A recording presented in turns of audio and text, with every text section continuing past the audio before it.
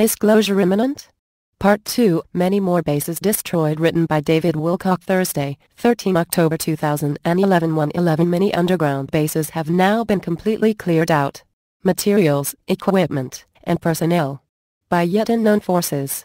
An international coalition, intended to overthrow the old world order and free humanity from enslavement, is claiming responsibility. They also appear to have extraterrestrial assistance in this mission.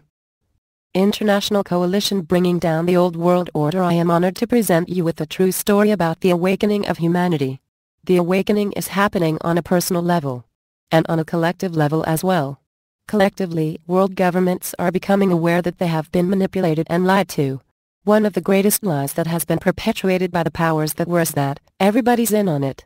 All elected governments, leaders, officials, personnel, etc. This is simply not true. The real powers that have been running the world would never show their faces in an election. You will never see anyone above middle management level in a race for public office.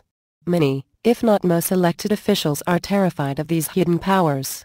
They have been vigorously threatened with fates far worse than death, witnessing the gruesome results firsthand, if they should ever dare to oppose the old world order.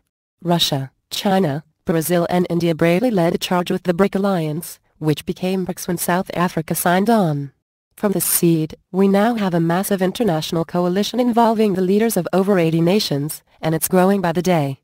Two different perspectives on the same story. Together, these nations have formed a new alliance for justice. Their most important and significant goal is to utterly crush the ability to create money out of thin air. All currencies will soon be backed by tangible assets, such as precious metals and other commodities. The entire system will be transparent for anyone with online access, so any one person can audit it and check for fraud. Coin money has already been made that will be a lot smaller than most of us are used to, but it will be from real gold and silver. This plan was devised by people who had worked within the old system at a very high level, and have since broken away. I cannot go into greater specifics at this time. They knew exactly what the biggest problems were, and what we need to do in order to fix them. I had heard about a similar sounding plan from my own top-level insider sources for about the last 2 years. I sincerely hoped it would succeed, but we hadn't really talked about it much since last year. Up until recently, I was unaware that the 80-nation coalition Benjamin Fulford was talking about, see Part 1, was organizing its financial recovery agenda through this exact same plan, working from the exact same blueprints I've been hearing about for so long. I didn't realize that both of these storylines were connected until I presented one of these insiders with a detailed summary of what I had written about in Part 1. You just verbalized exactly what is going on, David. I wouldn't have had the liberty to tell you all those details otherwise, as this is still very sensitive, but now that you already have been briefed on it, I can confirm that everything you've just said is true. The only point of discrepancy was that this contact had only heard that about 50 nations had signed on, but the information was several weeks old at the time. This made it line up even better with Fulford's timeline of what nations got involved, and when. What, exactly, are they doing? This is the first article I've written since finding out that the international coalition Fulford spoke about is using the exact same blueprint for financial reform that I've been discussing, off and on, for so long now, with my own insiders. Now that I know how it all fits together, I'm even more excited about it than I was already. Fulford's sources have now gotten a very significant validation from my own. And I believe this is no accident. This will be the most substantial reformatting of the world's financial system since the time of Babylon, where all the problems first originated. At least on this planet in our so-called modern times. In the new system, if you have $20 either in paper money or in your bank account, you can visit any one of a variety of warehouses storing materials and goods, and withdraw $20 worth of assets from the warehouse. You could get $20 worth of corn, or wheat, or potatoes, or silver, or gold, or rice, etc. The coin money will already be made of precious metals. Putin has had the vast majority of the Russian military secretly mining precious metals for years now. A basket of commodities. This might not sound any different than going to the grocery store, but the difference is extremely substantial. No currency in the world will be issued unless it has the direct backing of hard assets, held in storage as collateral against the value of the money. This is not unlike the idea of a gold standard, and in fact, gold will be used in tiny coins, But there is not enough gold to run the world's financial systems appropriately at this point. That problem will only intensify as growth continues. It is very important that all money is tied in with real things, stuff that actually exists, has real value, and sits in a warehouse somewhere, or is contained within the money itself, so that anyone who uses the money has real value to gain from it. Technically, the term I heard is that every financial system in the world will be tethered to a basket of commodities. This one simple move will utterly crush the Illuminati and all other shadow factions. The playing field will finally be leveled. Legitimate wealth, such as what ordinary people or even most well-to-do people have in the bank, will not be affected by this change. If you have money in the bank, those assets will still be yours when the changeover is made, except they will soon have a lot more purchasing power than they did before in the old, corrupt system. All of this is but a brief transitional phase as we move into what will ultimately be a moneyless system. As I will explain in Part 3. Our planet is being protected on a vast level in materials such as the Law of One series, which I have heavily validated with over 1,000 academic references in the source field investigations. We are told that very high-level beings oversee the evolution of people on Earth and millions of other worlds in this galaxy alone. A very precise balance is achieved, where the public never experiences anything greater than what they themselves have attracted by the focus of their thoughts. The human mind is the ultimate battlefield. If the powers that were can keep you locked up in fear and terror, you will attract more fear and terror. And they win. Ashal hippies from outer space. One of the most exciting things I've been hearing about lately is that a 10-mile-wide spherical UFO is now parked in upper Earth orbit. Over 200 smaller craft have been seen coming and going from the mothership, thanks to round doors opening and closing. This was all witnessed by personnel within the International Space Station, among others. There are plenty of optics on board that can see craft that would otherwise be cloaked from the conventional visible light spectrum. One of my own staff sent me a write-up of a dream that described this exact scenario in stunning detail, and they had no idea that I'd already heard the same thing from insiders. It has become very difficult to piece together exactly what is going on, since there has been a significant clampdown on information in the insider community, and the need-to-know basis has now become much more stringent.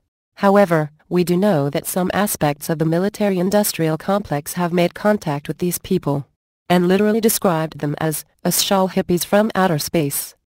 Compassion seen as a weakness, the military mindset adores drama and intrigue. They love to feel they are in an epic struggle against a villain that is evil incarnate. Apparently, what pisses them off the most is that their underground bases are now being wiped out, in ever-increasing numbers, by people who speak softly of love and peace, keep trying to get them to open their hearts, but are also refusing to take no for an answer. It's literally the equivalent of their greatest, most secure blast doors in the deepest underground bunkers being torn open. And then in walks a bunch of Greenpeace, earth-loving, blissed out, attractive, young-looking humans who speak to them like they were children.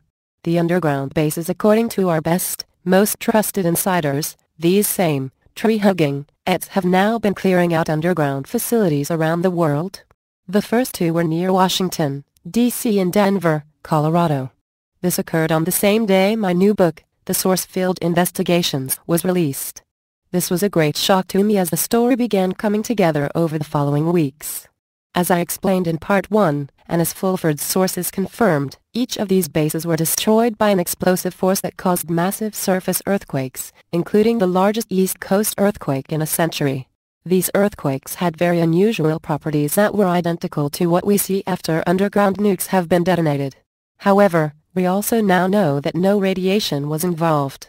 Everything apparently got portaled out. Audio recordings of what occurred inside these bases were captured before their destruction. As a result, the insiders now know that for 24 hours before each of these bases was destroyed, they heard massive sounds of sliding furniture, and people yelling and screaming. Part of what is so strange about this is that even tables that were bolted to the floor were unscrewed and removed. All that was left behind was furniture that was broken. By putting 2 and 2 together, it appears that massive portals were created inside these bases. All the materials and all the personnel were pulled out before the first 2 facilities were destroyed. The destruction, as I said, was apparently caused by a spontaneous 20-fold increase in air pressure. 6 more bases were subsequently wiped out. The next reliable piece of information that came in was that the powers that were refused to surrender, even after this very impressive show of invincible force. I have been told that the amount of equipment, including craft that would have been used to fake an alien invasion, that was cleared out in the first two events alone was enough to constitute a critical, irreversible defeat for them. Nonetheless, they still refuse to give up.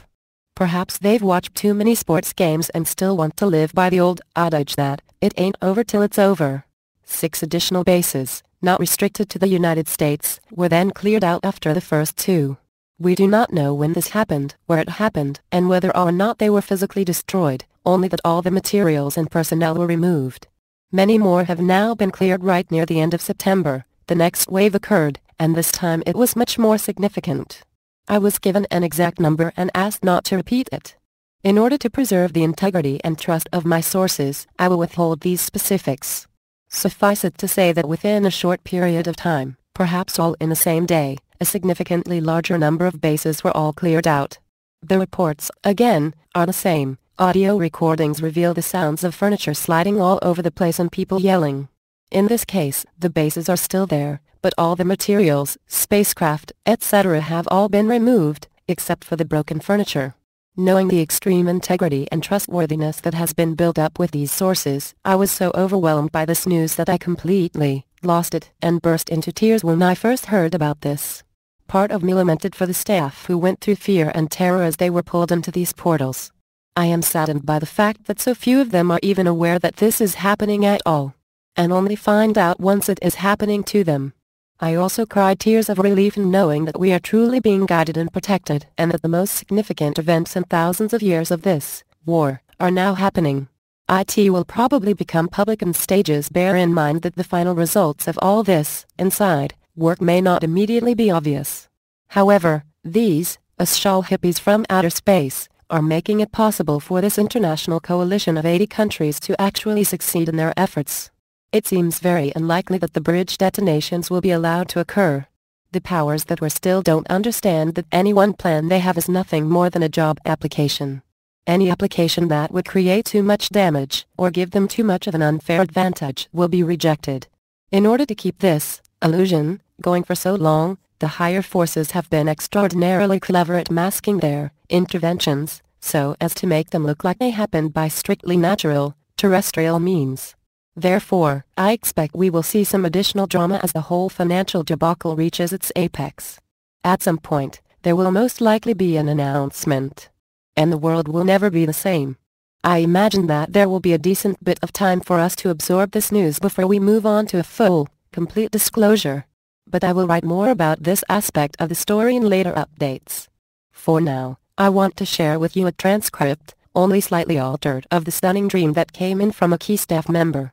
This person hadn't heard a word about this 10-mile-wide spherical ship that was seen with hundreds of smaller UFOs coming and going from it, nor of the name that some of the old military brass had given to these new people.